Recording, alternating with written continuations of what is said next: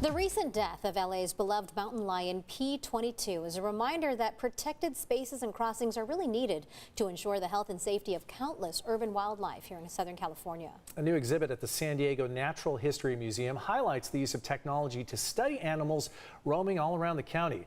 Our chief meteorologist, Carlene Chavis, doing double duty tonight, talked to experts at the NAT about efforts to preserve their existence. We're not the only ones who live here in San Diego. We also have to protect our wildlife, and camera traps like this one are used to monitor their every move. I'm here at the NAT for a new exhibit that's opened up and also talking about wildlife protection.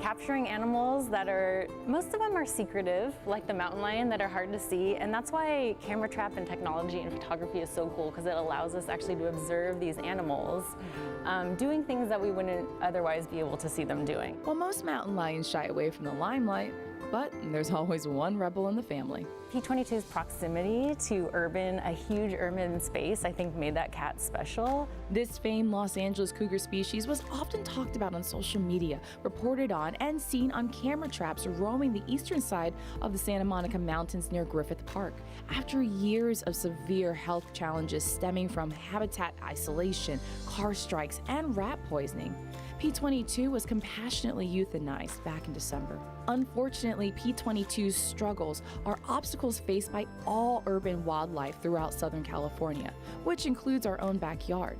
The Director of Conservation Biology, Dr. Michelle Thompson, pinpoints the harsh realities for our fellow mammals. Being stuck in an artificially small habitat, not being able to move around, exposure to toxins and pollution, in the case of P-22, rat poison, and then also the danger of roads. So traffic is a big danger for urban wildlife.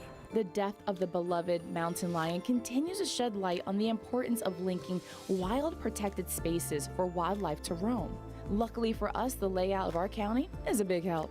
We actually have all these urban canyons in San Diego, and you just don't build inside of canyons. And so with those, that allows us to have so much connectivity from one reserve, one big open area to another. It's just a wonderful component that we were just gifted to have.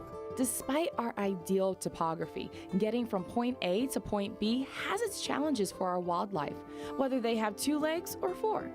Unfortunately, the bigger the animal, the higher the safety risk. They're just not as agile, and they're much more impacted.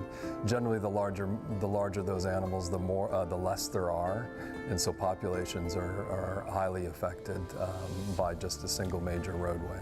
Scott Tremore, a mammologist at the NAT, teams up with agencies that govern wildlife, along with transportation and utility agencies, to make sure navigating crossings is less treacherous for them. There are already safe crossings under State Route 52 between Santo Road and Mast Boulevard, and another at Scripps Poway Parkway. And more projects are in the works, including a crossing over the 15 near Rainbow, which would benefit the mountain lions traveling between the Santa Ana Mountains to Palomar Mountain, and along a troublesome stretch of road where the population of these cuties has boomed. One of the areas where animals are getting killed regularly is right next to Mount Woodson along Highway 67. So it's a pinch point, but there's a really great population of these ringtails. The NAT has been studying these tiny, long-tailed cousins of raccoons because little is known about them here in the Golden State. And with quite the population of them in the boulders of Mount Woodson, they are working with Caltrans and other agencies for safe movement across the 67. There are many more planned, and in the discussion phases as we find better ways for wildlife to persist in this region. Because we have to remember, our health is reliant on theirs. It's important to maintain biodiversity, and people are also very connected to ecosystem health, so it's important for people and nature. You tell them, Dr. Thompson. For CBS 8, I'm Chief Meteorologist Carlene Chavis.